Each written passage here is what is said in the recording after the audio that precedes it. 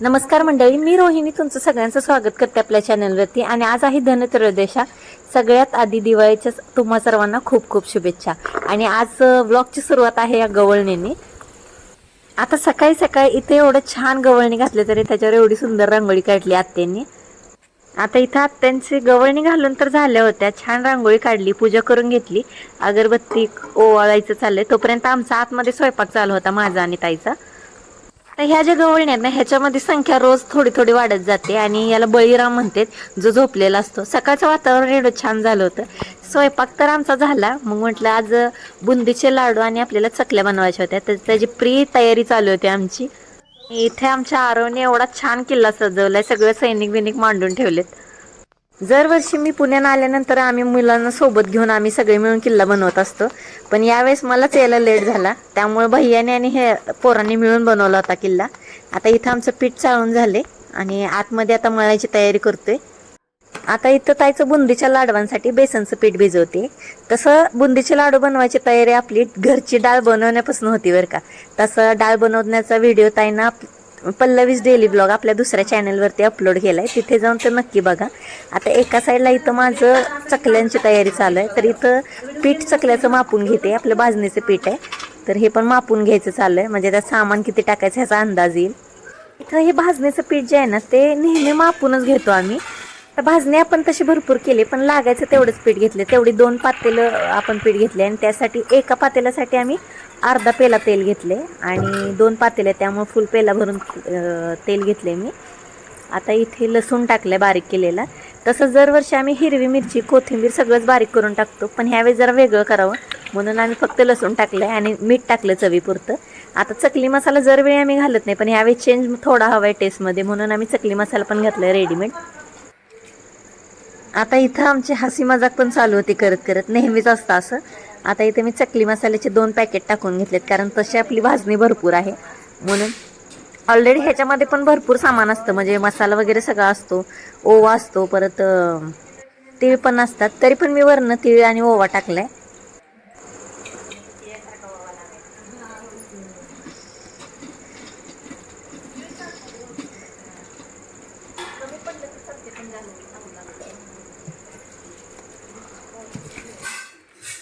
आता इथे लाल मिरची पावडर टाकली. तुम्हाला आवडत असेल ना तरी हिरवी मिरची टाकली तरी पण खूप छान होतात चकल्या. तर इथं मी एक छोटी वाटी भरून, साधारण ते 4 चमचे लाल मिरची पावडर असेल, तर ती मिरची पावडर टाकून घेतली.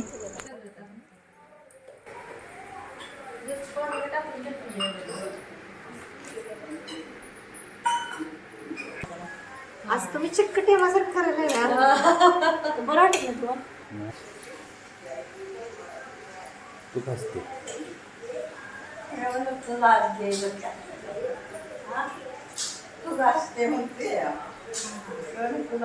आणि आता इथं मगाशी जे पाण्यामध्ये आपण लसूण मीठ टाकलं होतं, तर तेच पाणी उकळून घेतले चांगलं आणि ह्या पिठामध्ये ओतते थोडं थोडं. आता मला एकटीला उघडल्यासारखं होत होतं, म्हणून आत्याने इकडं पाणी ओतलं आणि मी हे पीठ भिजवायला चालू केलं. जास्त वेळ पण ढवळत बसायचं नाही की ते पाणी थंड होईल. पटपट ढवळायचं आणि झाकून ठेवायचं, जेणेकरून चांगलं वाफलेल पीठ.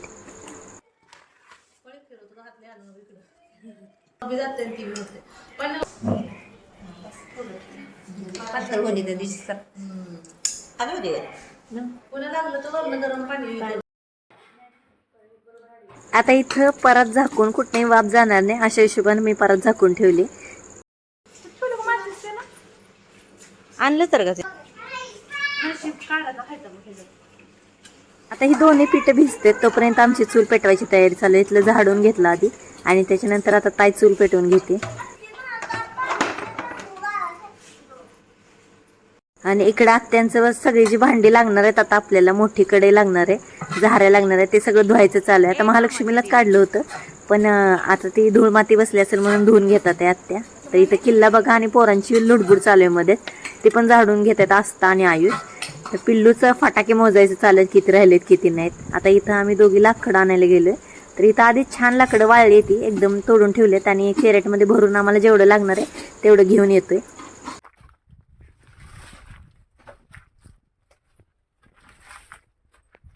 तसं कोलॅबरेशनचे लय व्हिडिओ आले नाही का आता पुन्हा तुम्ही दिसत नाही.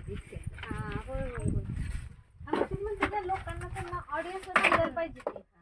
आता इथं कामासोबतच गप्पा चालू आहेत, युट्यूबच्या रिलेटेडच आहे, डिस्कशन चालू आहे काय करायचं काय नाही. क्या चल रहा है? पटाखे फोड़ रहे? हाँ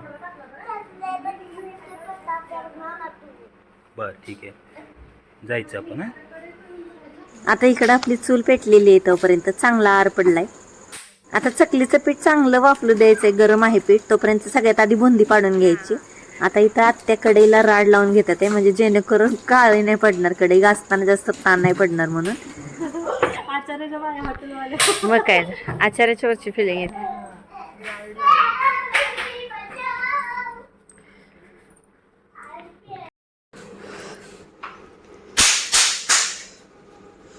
इथे ओळखायला धुरात कसा आहे स्मोक. आता आता फक्त बघून घ्यायचं, आफ्टर बुंदी पडल्यानंतर पुन्हा एकदा बघायचं कशी दिसते लाल बुंद. मागच्या वेळेस सारखं आईस पॅक घेऊन शेकायला लागलेलं. हा आता इथं जे बुंदीचं पीठ आपण आणलं होतं ना, तर काही गुठळ्या वगैरे राहिल्यात का ते चेक करते ताई, आणि असतील तर एकदा त्या पण फुटून जातील. तसं पीठ भिजले चांगलं, त्यामुळे गुठळ्या काही राहिल्याच नव्हत्या. लावायचंय तुला येत नाही का लावायला? कसं लावायचं मला एकदा सांग बरं, मी लावते तसं.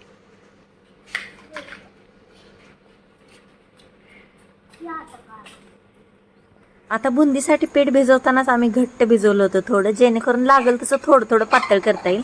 आधी जर पातळ झालं आणि त्याच्यापेक्षा परत भिजून अजून जास्त पातळ झालं तर आपली बुंदी चपटी पडते किंवा शेपटी येते बुंदीला, म्हणून आम्ही थोडं थोडं पातळ करून घेतोय. आणि आता ट्रायल करून बघितला कसे पडतात आहे, तर छान मोत्यासारख्या गोलगोल बुंदी पडतात आहे आपल्या.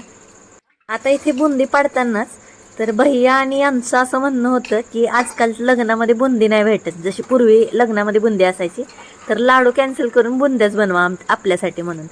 तर मग आता इथं आम्ही अचानक प्लॅन आपला कॅन्सल केलं लाडवांचा, आणि इथं आपण बुंदीच बनवायचं असं ठरलंय आमचं. तर आता ही ताईनं पीठ पातळ करून घेतले आणि झाऱ्यातून पडते का बघितलं, एकदम मापात पीठ पातळ झाली तसं, आणि छान बुंदी पडते. तेल पण चांगलं तापले.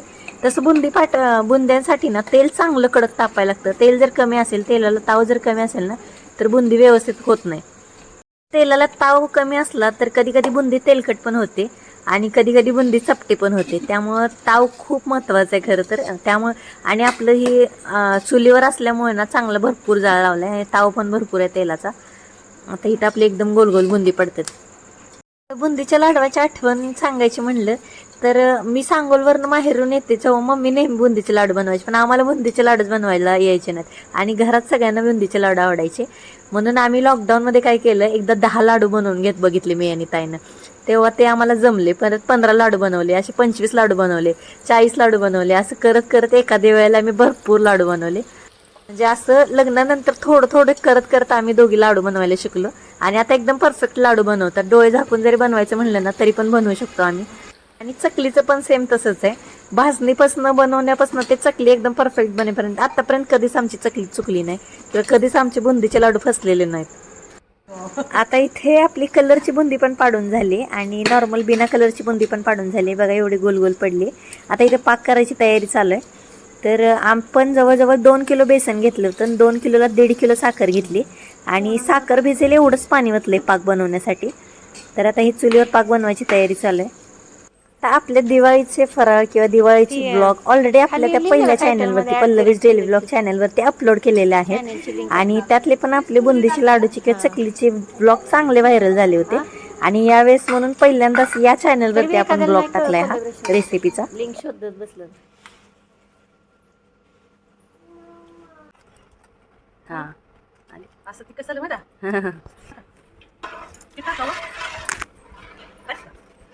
हा लागलं तर पुन्हा टाकू, वरनं कमी दिसते. इथे पाक बघितला आपण, तर तसे एक तार येईपर्यंत असा पाक बनवलाय आम्ही आणि ह्याच्यामध्ये वेलची पावडर टाकली, मगज बी टाकले आणि त्याच्यानंतर आता बुंदी ऍड करणार आहे थोडी थोडी करून. आता टाका हलवताय हलतो तुम्ही, टाका तो हलव उचल येईल ना तुम्हाला टाकायला.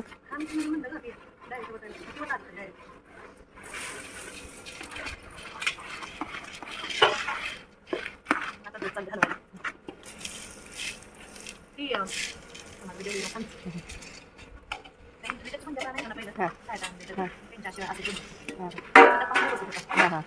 आहे, जर कुठे टाकल्यामुळे बसत असेल.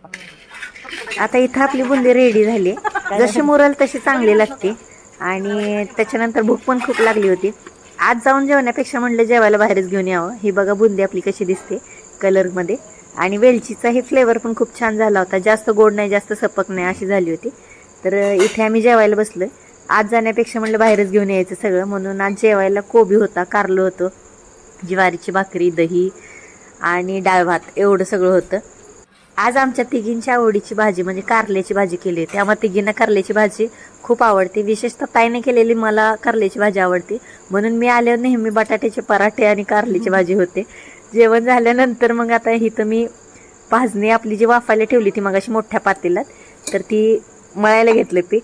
तर इथे मोठं पातेलं आमच्याकडे एकच आहे, त्यामुळे वाफ काढायला मी त्यात ठेवलं, पण मळायला मी ही प्लास्टिकची पाटी घेतली होती. म्हणजे परातीत थोडं थोडं करून मळलं आणि प्लास्टिकच्या पाटीमध्ये स्टोअर करून ठेवले.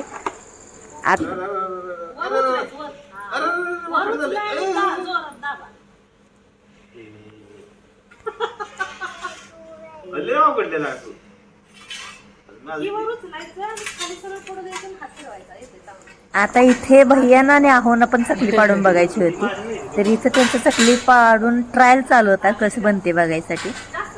पिलो ह्या होते.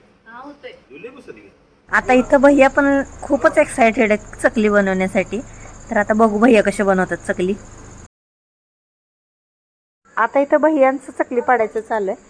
तर झाऱ्यामध्ये त्यांना जरा वेगळ्या पद्धतीची चकली करायची होती. झाऱ्यामध्ये चकली पाडायची चालू आहे. तर मला वाटतं की खूप मोठी एकच चकली पाडायचं चालू आहे काही की त्यांचं. बदनं जरा सवय नसते ना झाऱ्या पकडायची, त्यामुळे सवय होईपर्यंत चालू आहे त्यांचं. काय गाईड करते मधनं. फिरवा अजून जमलं काय सणा फिरवा भैया गरा गरा गरा गरा. हा मग काय तरी एवढं 5-6 आमच्या चकल्या पडले असते. बघ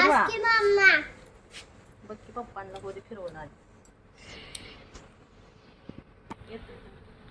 आय काय बाई बघू बघू येते.